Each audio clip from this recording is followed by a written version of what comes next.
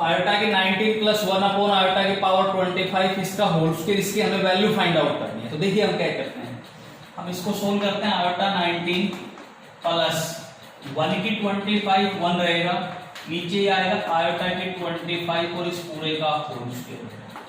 ठीक है, अब मैं आयोटा 19 को सोल्व करता हूँ, क्या आएगा आयोटा 19 आएगा आयोटा 2 की पावर 9 18 हो गया और इनटू आयोटा की 1। अब आयोटा 2 आपको पता है -1 इसकी पावर 9 इनटू आयोटा की 1 का मतलब आयोटा। अब -1 की 9 -1 इनटू आयोटा, तो रिजल्ट आएगा माइनस आयोटा।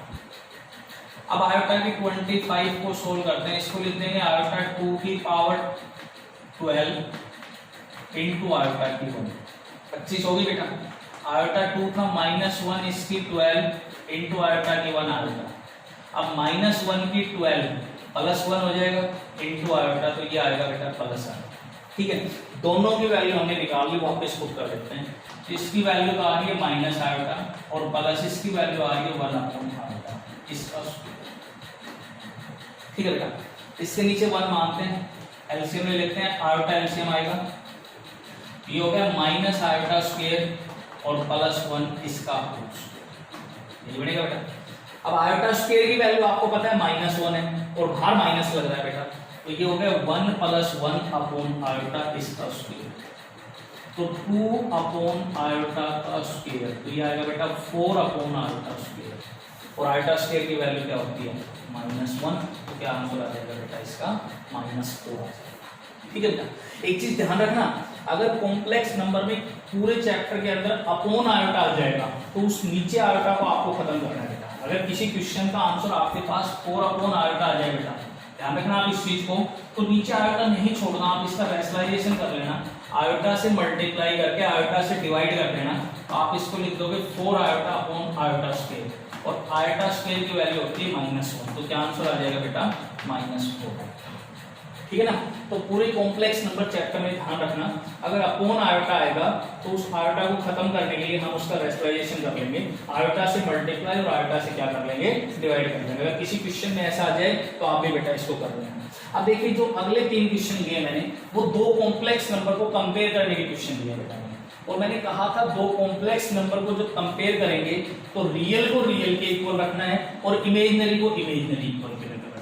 तो जैसे 4x plus iota into 3x minus y is equal to 3 - 6 iota. इन दोनों कॉम्प्लेक्स नंबर को कंपेयर करेंगे तो रियल पार्ट जो था फर्स्ट का 4x वो इक्वल रखेंगे सेकंड के रियल पार्ट के इक्वल 3। ठीक है, और इमेजिनरी पार्ट जो था फर्स्ट का 3x माइनस y, इमेजिनरी का मतलब समझ गए आप, जो आयोटा के साथ आता है, ये हमने रियल पार्ट कंपेयर किया है और ये हम किसको कंपेयर कर रहे हैं इमेजिनरी पार्ट को। तो राइट साइड का इमेजिनरी क्या है, आयोटा के साथ क्या आ रहा है -6 आ रहा है। समझ में आ गई, 2 कॉम्प्लेक्स नंबर को जब कंपेयर कर रहे हैं तो रियल पार्ट को रियल के इक्वल कंपेयर कर दिया और इमेजिनरी पार्ट को इमेजिनरी के इक्वल कंपेयर कर दिया। तो यहाँ से x की वैल्यू आ गई 3/4, अब यहाँ x को पुट करके आप क्या निकाल लोगे बेटा y की वैल्यू फाइंड आउट कर लो। सेकंड पार्ट आपका है 3y - 2 plus iota 7 - 2x is equal to 0। Compare करते हैं तो यहाँ तो देखिए दोनों पार्ट दे रखे हैं, रियल भी दे रखा है इमेजिनरी भी दे रखा है बेटा। तो यहाँ आप अपनी तरफ से क्या नहीं दे रखा, रियल तो दे रखा है इमेजिनरी नहीं दे रखा, इमेजिनरी नहीं दे रखा तो हम अपनी तरफ से क्या लगा देंगे 0 आयोटा लिख लेंगे इमेजिनरी पार्ट। अगर इमेजिनरी दे रखा होता है, ये सपोज करो यहाँ 0 आयोटा होता तो हम रियल पार्ट को अपनी तरफ से क्या लगा लेते 0 लगा लेते। तो यहाँ उसने केवल रियल पार्ट 0 दे रखा है तो इमेजिनरी पार्ट हम अपनी तरफ से क्या ले लेंगे 0 आयोटा। पहले क्वेश्चन की तरह इक्वेट कर दो आप, एक बार रियल पार्ट को और एक बार आप इसको इक्वेट कर लोगे बेटा इमेजिनरी को। तो रियल पार्ट लेफ्ट साइड का तो क्या आ रहा है 3y - 2 आ रहा है और राइट साइड का रियल पार्ट क्या आ रहा है 0 आ रहा है। लेफ्ट साइड का इमेजिनरी पार्ट क्या आ रहा है 7 - 2x और राइट साइड का इमेजिनरी पार्ट क्या आ रहा है 0। इन दोनों इक्वेशन से आप x और y की वैल्यू फाइंड आउट कर लोगे।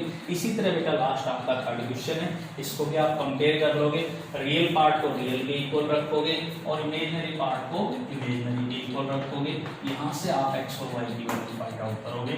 तो लेफ्ट साइड का रियल पार्ट आ रहा है 1/3x - 1/4y is equal to -3 और इमेजनरी जो पार्ट आ रहा है लेफ्ट साइड का वो आ रहा है 3/4y is equal to right side का इमेजनरी पार्ट। इमेजनरी का मतलब बेटा जो आयोटा के साथ आता है वो, तो यहाँ आयोटा के साथ 3/4y और यहाँ आयोटा के साथ 5। तो यहाँ से क्रॉस मल्टीप्लाई करेंगे तो 3y इज इक्वल टू 20, तो y की जो वैल्यू आएगी वो क्या आएगी बेटा 20/3। यहाँ इसमें y को पुट करेंगे आप 1/3x माइनस 1/4y की वैल्यू 20/3 इज इक्वल टू -3।